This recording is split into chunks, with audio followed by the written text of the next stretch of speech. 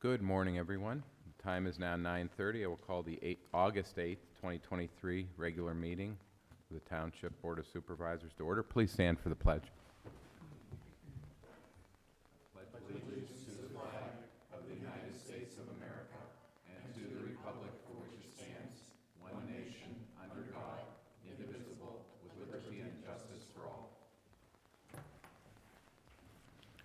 Okay, we're going to ask for any public comment on agenda items other than development or rezoning. Okay, hearing none, we'll move on to approval of the minutes from our July 25th, 2023 regular meeting. Make a motion to approve. I'll second. Okay, I'll call for a vote on that. Mrs. Clear? Yes. Mr. Olet? Yes. I vote yes. Approve of the bills, number 5. Is there a motion to approve the batch of bills before us? So moved. Second. Mrs. Clear? Yes. Mr. Olet? Yes. And I vote yes. We have our second quarter financial presentation, which is on the big screen there. And Mark Zaszewski can Yes. take that. Sorry, this presentation's late by one meeting. My goal is always to do this by the end of July, but a variety of circumstances kept me from doing it in time. So, without further ado,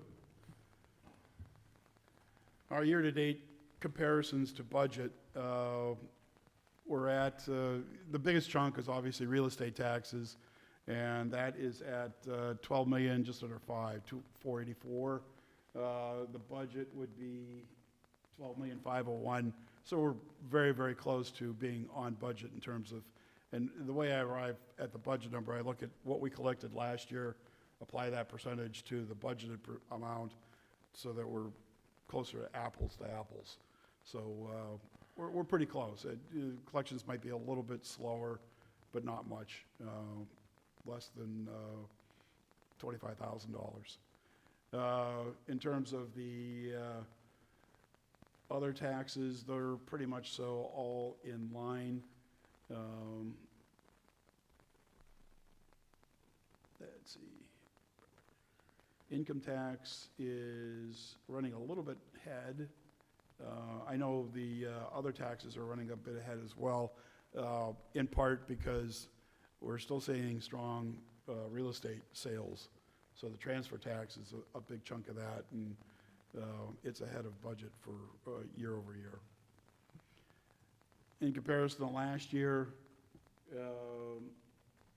we're slightly ahead in dollars for real estate taxes. And the one thing that you can see, the grants are way down this year versus last year. That's because we had the ARPA money in for the second tranche.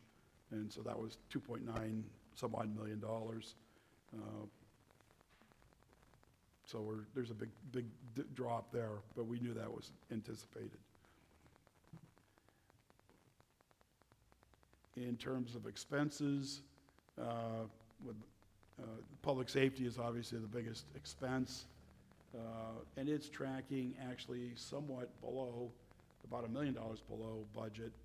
A lot of that has to do with real estate or with healthcare costs, and the pension hasn't been paid yet. So there's some differences there that we'll catch up as we get further down the road. Also, too, public works are about $200,000 below budget. So that means we're containing costs fairly well.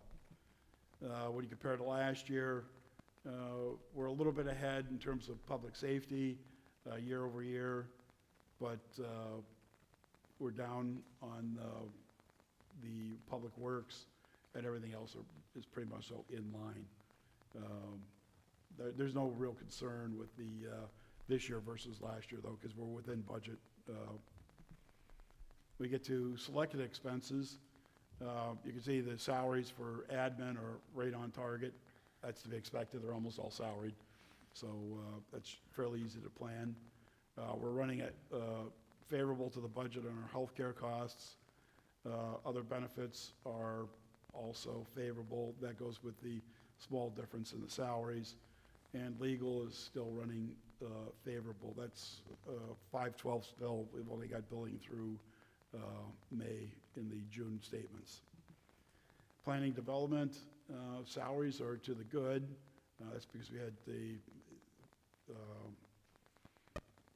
half the year, roughly speaking, that we didn't have, we had a salary budgeted for the engineer, and we didn't have the engineer. So that's the biggest chunk of that. Healthcare costs are, we're getting slammed there, but we've got a couple of people that have hit stop loss. So that won't increase significantly over the balance of the year. That's why you have stop loss. You can't ever predict which departments are going to get hit particularly hard on health insurance costs. Public safety salaries are running slightly to the good, about $190,000. Health insurance is about $710,000 favorable.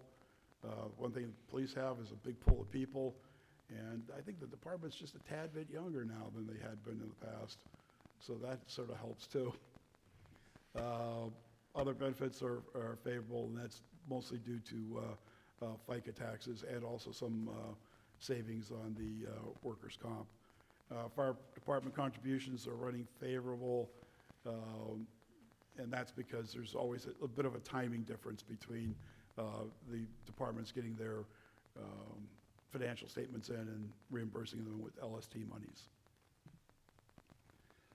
Public Works, they're favorable, about $150,000 on salaries. Health insurance is running slightly to the good, but still positive.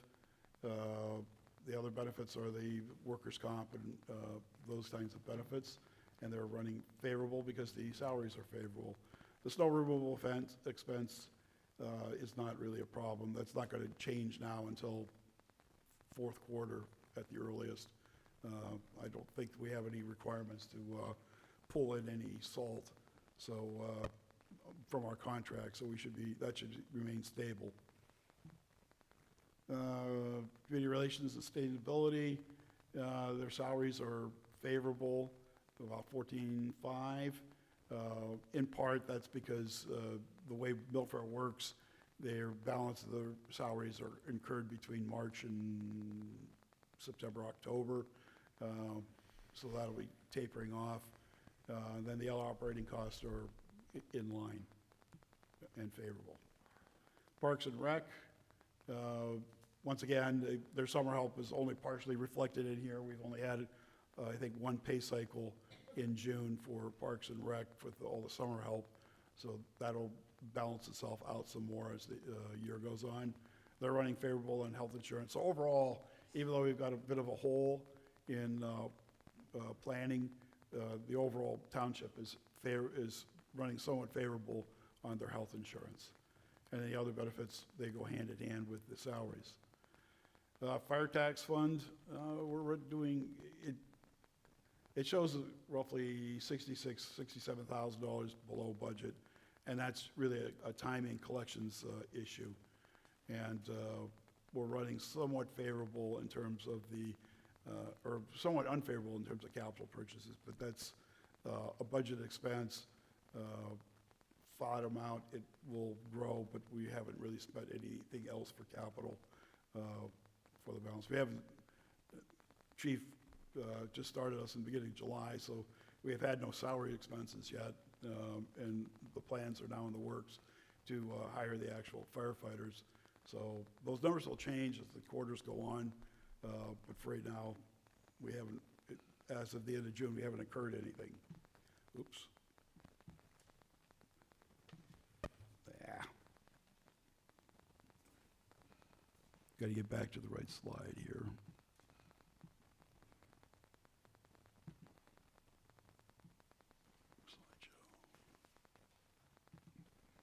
Slideshow. In terms of the sewer revenue fund, the budget and the actual for revenue are right on track. The operating expenses are running favorable to budget and below last year. The administrative expense is right around the budgeted amount, but higher than last year. And although we were projecting a deficit for the budget, we aren't tracking quite as low to that. And looking at various selected aspects of the revenue fund, you can see we're about $40,000 ahead on revenue. Wages are running about $70,000 positive. Maintenance and repairs is way down from budget and even down from last year. Utilities are a little bit unfavorable. So that eats into the maintenance and repairs a little bit. The sewer improvements are running a little bit ahead of budget, and the machinery and equipment are running quite a bit behind. I think that's primarily due to the fact that there's a camera truck that hasn't yet been delivered, so therefore we haven't paid for it, and so therefore we don't see it in here yet. It has been delivered. I would imagine the invoice will be forthcoming. Okay. Yeah. Well, it wasn't as of the end of June, let's put it that. There you go. This is another random slide, fire tax. In terms of the capital plan,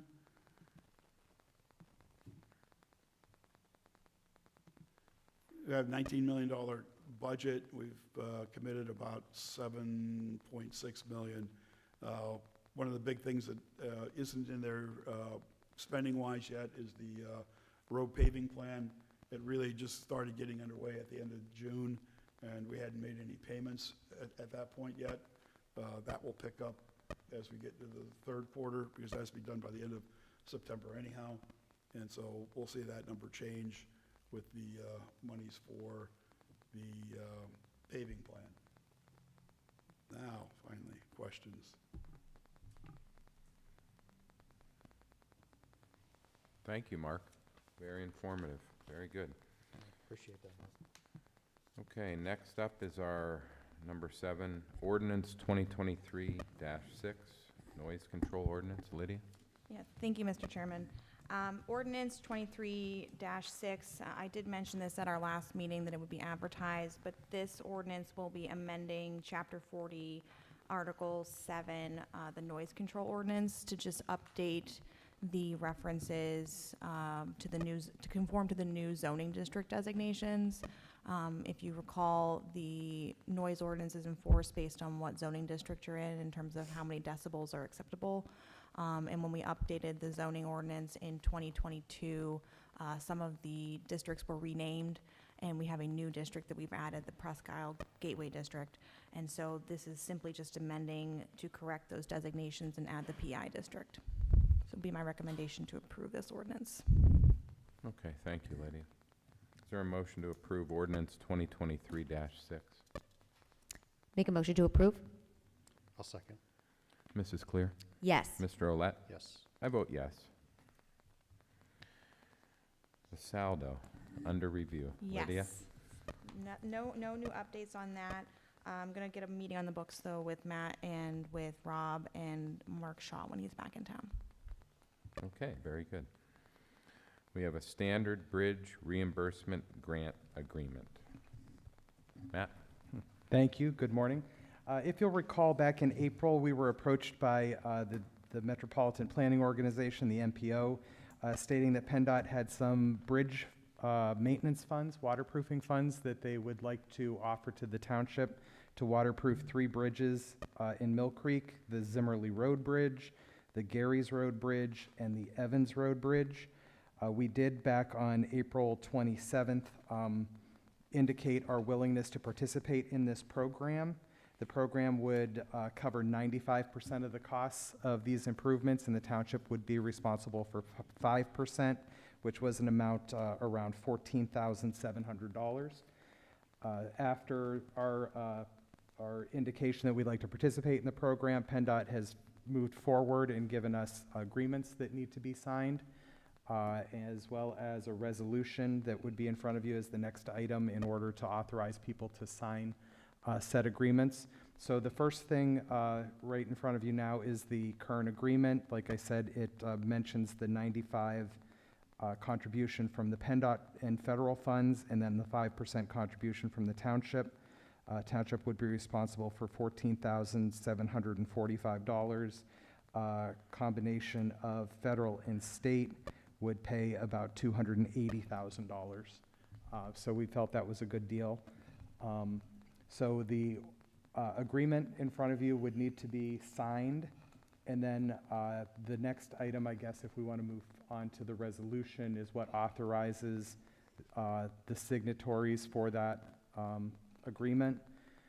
The Department of Transportation requires that the people that sign the agreement are ones that are in their reimbursement system. They have an electronic reimbursement system. Those officials are Mark Shaw, the township solicitor, and Rob Rodemoyer, the township engineer. And so the resolution 2023 R31 indicates the township's acceptance of the agreements with PennDOT, and then designates either Mark Shaw or Robert Rodemoyer to be the signatory to execute all documents. Okay. Thank you, Matt. Any questions or comments on the reimbursement grant agreement and associated resolution 2023 R31?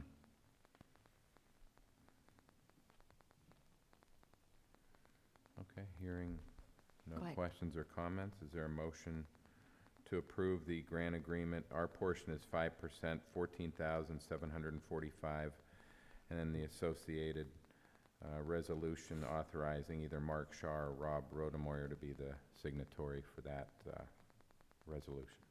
I'll make a motion. Thank you, Kim. I'll second. Okay, call for a vote. Mrs. Clear? Yes. Mr. Olet? Yes. I vote yes. We have a shared services agreement with Mill Creek Township General Authority. Lydia? Thank you, Mr. Chairman. Before you is a shared services agreement between the township and the authority. We recently discovered, while reviewing some documents, that the agreement was not formally approved by the township in November of 2022. It was approved by the authority in November 9th of 2022. And I think what happened is when the folder was making its way across the desk, all of the signature lines got signed, and it just never formally made it to our agenda for approval. But given that the authority does not have any staff, a number of tasks need to be completed by the authority will need to be performed by township staff, which is what has been occurring since November. And this agreement authorizes the use of township staff to complete those tasks and outlines how that will be tracked and accounted. The services provided by township staff will be accounted as follows. For the costs that are apportionable, the authority shall pay 10% of the planning and director and township secretary fully loaded costs, and 5% of the treasurer and IT services fully loaded costs. For specific allocable services, the authority will pay 100% of the fully loaded costs, and these will be invoiced quarterly to the authority. Township understands there are no specific revenue streams for the authority at this point, so the invoice amounts will continue to accrue until the authority has the funds to pay them. So it would be my recommendation to approve this agreement and to also retroactively approve from November 22 to now all of the costs that have been allocated to this point in time today.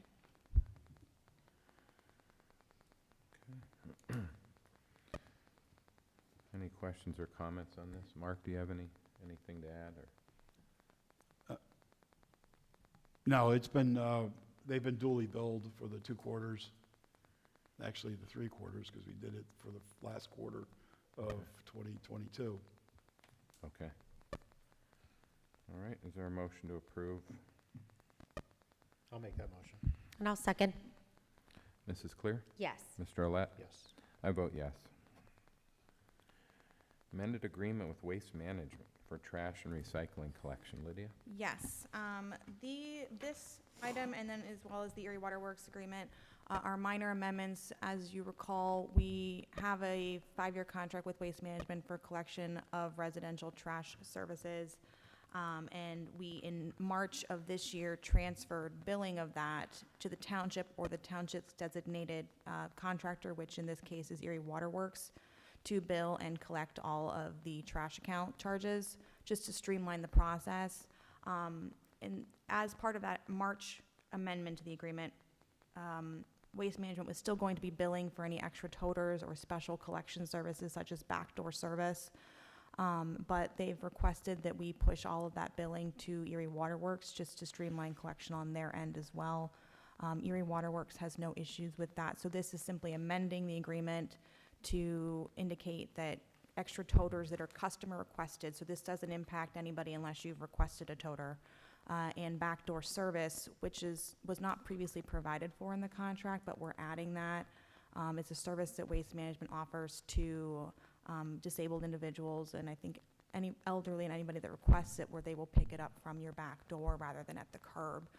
That is an extra fee as well. So that's, again, only if you request it. It's been added into the contract and will only go on your bill if you're requesting that service. So the waste management agreement simply amends to include the backdoor service and then also to clarify who is responsible for billing those services. Be my recommendation to approve that amendment, Okay. subject to waste management giving us all the signed stuff back. Okay. Is there a motion to approve this amendment to the agreement with Waste Management as presented? Yes, I will make a motion. I'll second. Mrs. Clear? Yes. Mr. Olet? Yes. I vote yes. And Erie Waterworks, yep. yes, so this is simply amending, we've had an agreement with Erie Waterworks since 2018 where they've been billing our sewer charges and collecting those. In March of this year, we amended the agreement so that they would now be providing for the trash collection. And this is just simply amending that agreement further to clarify that they will also be handling the billing for extra toters and the backdoor service. It'd be my recommendation to approve that. Okay, thank you, Lydia. Is there a motion to approve this amendment as well? Make a motion to approve? I'll second. Mrs. Clear? Yes. Mr. Olet? Yes. I vote yes. Number 14 on our agenda is a financial security release request. Matt, do you have this? I do. Okay, sir. Sorry, thank you. Yes, this is the financial release request for a single-family dwelling at 880 Arbuckle Road. The owner and developer, Christine Farrington, is requesting release of the remaining funds for the financial security. The township was waiting on the final improvement, which was establishment of the proper amount of vegetated cover for the rain garden in order to release this money. It has been inspected and that cover is present, so no further improvements are required. We do have a form in front of you signed by Township Engineer Rob Rodemoyer indicating that the financial security may be released. And so at this time, I would recommend release of Northwest Bank check number 408258 in the amount of $1,650. Is there a motion to approve this financial security release? So moved. Second? Mrs. Clear? Yes. Mr. Olet? Yes. I vote yes. Sewer extension request. Matt? Thank you. This is a request by Dave Wright from the Township Engineering Department. This is for West Ridge Estates Phase Number 2, a sewer extension to serve those new apartments. In front of you is an agreement for the sewer extension signed by the developer. The developer has paid all the required fees, and so at this time, we would recommend approval of this sewer extension agreement. Thank you, Matt. Is there a motion to approve the sewer extension agreement with West Ridge Estates Phase 2? So moved. Second? Mrs. Clear? Yes. Mr. Olet? Yes. I vote yes. Corrective lien mortgage satisfaction for 1722 Bible Avenue. Lydia? Thank you, Mr. Chairman. We received a request from an attorney associated with, I think it's the sale of this property, requesting that we file a corrective mortgage satisfaction related to this property. This was something that the title insurance company is requiring. A previous satisfaction was filed, but it failed to correctly reference the initial mortgage book and page. This is a slightly unique request in that I don't believe the township issued a mortgage. I think this came through the Erie County Housing and Development Authority, and it might have been a rehabilitation mortgage to correct some issues with the property. As I indicated, the satisfaction had been filed. This is just a matter of correcting the satisfaction to include the correct deed book and page reference, as well as to also reference a re-recorded mortgage that had an increased value. So this is just simply a formality. Everything appears to have been paid based on what we know about. So And we we did do some research to try to uncover some information by going back into the minutes of Yes. previous meetings and weren't able to ascertain any further. That is my understanding, yeah, and even from reviewing the documents, I'm assuming, because it's all part of a rehabilitation loan, that this might have been somebody had something damaged and they got a loan, but somehow we, the township, were the mortgage holder. I don't know how that happened, but we're the mortgage holder. But it appears to have been satisfied, and this is just correcting it so they can move forward with the sale. Okay. So we need to approve just the satisfaction of the Yes, just the. agreement. Yes, there's 2 satisfactions that would be filed. One that's sort of corrective of the original satisfaction, and then also, as I indicated, there were 2 mortgages filed for the same matter. One was just an amended dollar amount, but Okay. that one was not formally satisfied, so it makes sense to satisfy both of them, just to clear up that title issue. Okay. Okay, is there a motion to approve this mortgage satisfaction for Bible Avenue as presented? Make a motion to approve? I'll second. Mrs. Clear? Yes. Mr. Olet? Yes. I vote yes. Okay, communications, treasurer communications. Mark, anything further? Nothing further right now. Okay. Next, we have a hiring request from the Planning and Development Department, Code Enforcement Officer. Matt? Yes, thank you. Yes, this is a request to hire a code enforcement officer to fill a vacancy in the office. As you'll recall, Chief Code Enforcement Officer Krista Arnold left to go to the Erie County Land Bank. Her position was filled with Shallon Anderson, who was a code enforcement officer, and so that left a vacancy.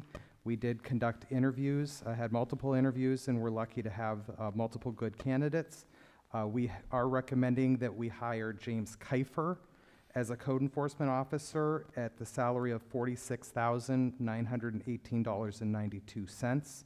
His start date would be August 28th, 2023.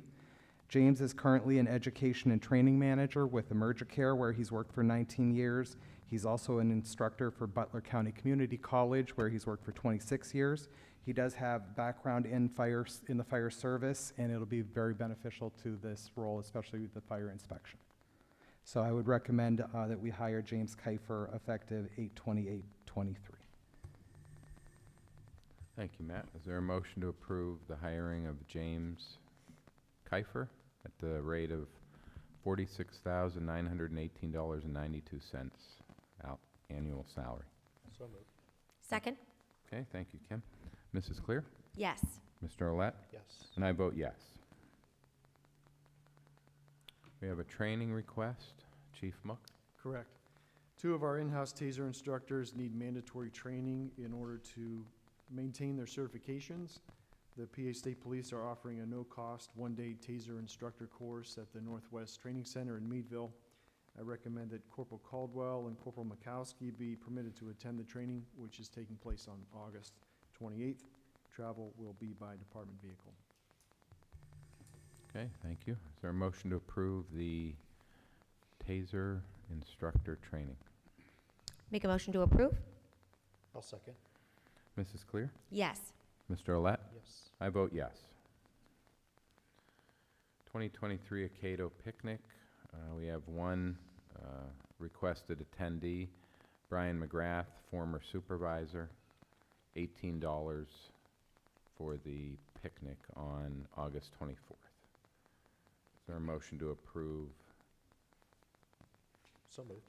Second? Mrs. Clear? Yes. Mr. Olet? Yes. I vote yes.